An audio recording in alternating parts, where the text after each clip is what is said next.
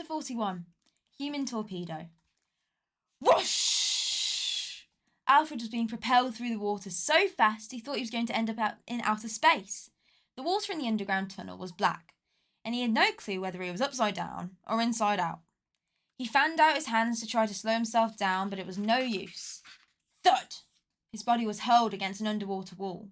Alfred grimaced at the pain, but no bones were broken. He pushed himself up and away from the wall and gulped a mouthful of much-needed air at the surface. He was alive. Just. Right ahead of him, he saw a half-submerged sign that read, Green Park. It was an ancient platform notice. If they had reached what once was Green Park Underground Station, they were now very near Buckingham Palace. An old vending machine bobbed in the water. Plop, plop, plop. Such a shame I don't have a 50p piece to buy a chocolate bar, thought Alfred, who was starving. There was a faint glimmer of light dancing on the surface of the water. Not far off, he could just make out the outline of the SMH Scepter. He could see that the vessel was at an angle, which was why it had become stuck in the tunnel. At once, he began swimming towards the submarine. Then whoosh! Mike shot out the torpedo tube and smashed slap bang into him. Bash! Ah! He cried. That was cool! Exclaimed Mike. I am still alive, thank you for asking, said Alfred sarcastically. Come on, said the girl as she powered through the water towards the submarine, leaving him flailing behind. Just as he was catching up, Alfred felt something bashing and scratching at his head. Bosh, bosh, bosh! He turned round to see a cloud of bats flying towards him. Squeak, squeak, squeak! Ah, bats! He screamed. Ah, yeah, I should have mentioned them, said Mike. This place is crawling with them. Squeak, squeak, squeak!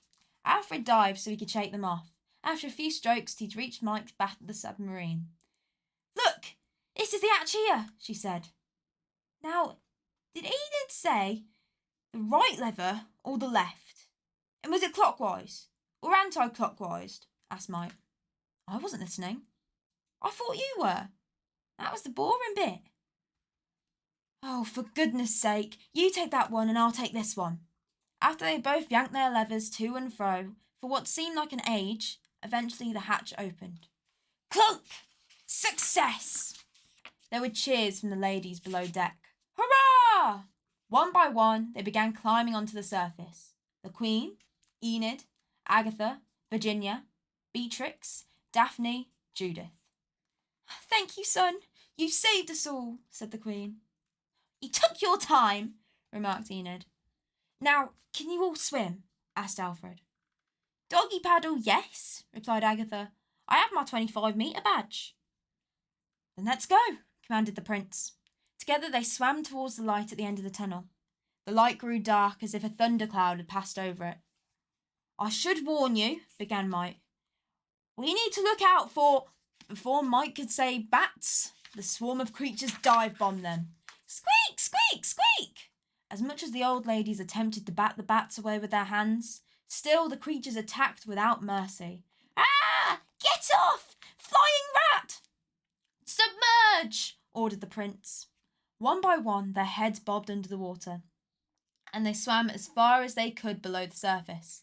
As soon as any of them bobbed up for air, the bats would strike again. Squeak, squeak, squeak! Eventually they reached the underneath of Buckingham Palace. Where are the steps that lead up to the palace vault, Knight? Asked Alfred. I'm trying to find them. Well, could you please find them a little bit faster? Called Agatha. I'm not sure how much longer I can tread water. I never got my badge for that. Knight's hands scored the top of the underground tunnel until she finally found the bottom step. Here! She exclaimed. One by one they hauled themselves onto the steps. Then they scrambled up them until they reached the top. Above them was the large stone in the floor of the vault. Together the prince and Mike pushed it up and aside. Crunk! Alfred climbed up first and then helped the others into the palace vault. Little did they know who was waiting for them, looming in the shadows. Chapter 42. A Trap. Oh, my little prince! Exclaimed Nanny, who had been waiting for them in the vault. The old lady hobbled over to the boy and held him tight. Hello, Nanny, said Alfred. I was so worried about you, being taken to the tower and all, she said. Mike looked on, mightily unimpressed by this show of affection. "Remember me?" she asked sarcastically. "Oh, yes, dear little mite. One moment you were standing there in the kitchen when I went to fetch the chocolate. The next moment you were gone. Where, oh, where did you get to?" Mite shook her head, unmoved by this performance. "An army of guards burst in and dragged me kicking and screaming to the tower." "No." "Yes." "Oh, I was so worried about you disappearing like that. Please tell me you're all right," pleaded Nanny, bending down to stroke the little girl's cheek. "I'm fine." "No thanks to you," snapped the girl, batting the old lady's hand away. Nanny bristled at this, but the Queen, standing behind the girl, provided a perfect distraction. The old lady did a curtsy. "Your Majesty." "Nanny," replied the Queen, nodding her head politely. "How is the King?" "Oh, not good, Your Majesty, not too good at all. He sent me down here to find you," said Nanny. "The King needs you to all come up to the ballroom at once." Alfred was suspicious. "But how did you know we'd break into the palace this way?" Nanny thought for a moment. "Mike showed us both the secret way in, remember? I'm not as daft as I look." "Now come on," she continued. "There is no time to lose. My little prince, you must be sure to stay close to me." The old lady hobbled off and through the maze of boxes and crates in the vault, holding the boy's hand tightly in hers. A little too tightly. Nanny's grip was so strong it was actually painful.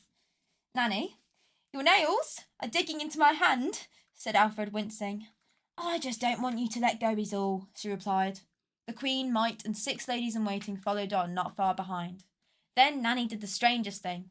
As she and Alfred passed down a mighty metal box, she yanked him down to the floor. "Ow!" Alfred was stunned. Then it dawned on him what was happening. "It's a trap!" he shouted to the others. At that moment, from behind the boxes and crates dotted all over the vast vault, a dozen or so royal guards revealed themselves. The soldiers had been hiding there all along. Their lasers were drawn, and immediately they started firing at the revolutionaries without mercy. Zap, zap, zap! Boom, boom, boom! Chapter 43. Deadly Weapons. Mite and the Queen managed to duck down just in time.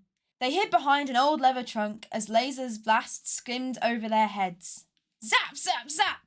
Boom, boom, boom! "I knew that evil old witch was in on it," hissed Mite over the noise. "But why?" asked the Queen. The ladies in waiting sprang into action.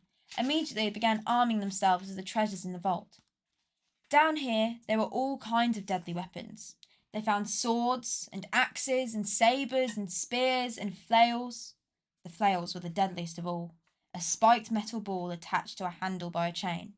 This could do an awful lot of damage.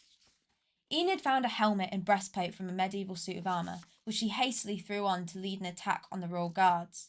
"Charge!" she ordered, flailing a flail above her head. The zaps of the laser guns bounced off the metal of her armour. Zap, zap, zap! Ting, ting, ting! She clonked one of the guards over the head with the metal ball as hard as she could. Clunk! Ah! Meanwhile, Agatha was taking the army of guards on with not 1, but 2 samurai swords. Clink, clank, clonk! "Come on!" she shouted over the din. The old dears were fighting back. Meanwhile, Alfred was trying with all his strength to escape Nanny's grip. As he fought to get away, he saw the old lady's face, contort into what she really was. Pure evil. "Let me go!" shouted the boy. "Oh no!" she cried. "The Lord Protector has plans for you, my little prince." In desperation, he bit her hand. "Ow!" And she released her grip. On his hands and knees, Alfred began to flee across the floor. Zap, zap, zap! Boom, boom, boom! The old lady grabbed him by the ankles and dragged him back. Ah! Alfred attempted to kick his way out of the clutches. "Get off me!" But she pinned him to the stone floor with her hands and knees. "I poisoned you all these years with my eggy weg."